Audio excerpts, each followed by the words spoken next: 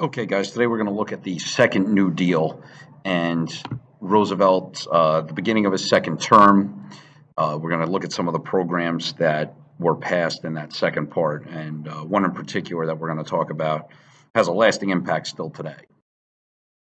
The election of 1936, we see Roosevelt win in a landslide. This is commonplace that we've talked about where presidents going into a second term, when they win that second term, they typically win by more than they won by in the first term. And Roosevelt's no exception. But the big thing is Democrats are able to win majorities in both houses of Congress. So now Roosevelt's really changed the scope of the country. And not only is the presidency being won by a landslide, but the majorities in both the Senate and the House of Representatives see their power grow and their ability to pass legislation gets even better. The other thing that changes in the election of 1936 is this is the first election that African Americans and labor unions vote Democrat for the first time. One of the reasons that African Americans had voted Republican for so long was that you're coming out of the Civil War with Lincoln and the Republican Party really being the party that pushed for an end to slavery. So, but by 1936, a lot has changed, obviously, in that 70-year period, and now the tide turned, and it's been this way ever since. African Americans and labor unions have majority voted Democrat since this time. That has never changed. The second New Deal is, what we refer to as the second part of Roosevelt's program. It is the beginning of his second term and the things that get passed in that second 100 days. So, you had the first 100 days in his first term, and you have the second 100 days in his second term. A second Agricultural Adjustment Act is passed. This, because the first one was ruled unconstitutional, the second one gets passed. We get the Works Progress Administration. This provides $11 billion to give jobs to 8 million unskilled workers, building parks, roads, bridges, all kinds of different things. Typical type of program that Roosevelt wants to see passed. We see passed with the WPA. He also passes the National Youth Administration. This provided education, jobs, and counseling to a lot of different young people.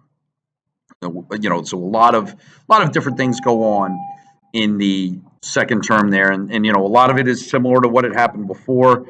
Some of it was a reaction as a result of certain things being ruled unconstitutional. They try again, and that didn't happen. When it came to labor unions make gains during the New Deal, and the Wagner Act came in and protected the rights of workers to join unions and collectively bargain. This was a big thing for workers to have that type of power once again, and have the ability to join the union and to negotiate their salary, have people negotiate their salary for them.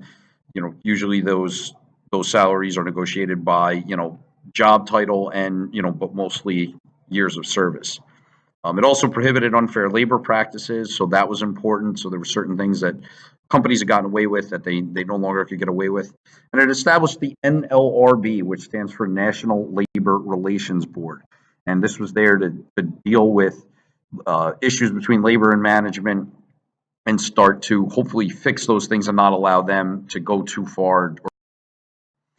The biggest thing arguably of the entirety of Roosevelt's presidency was the passage of the Social Security Act.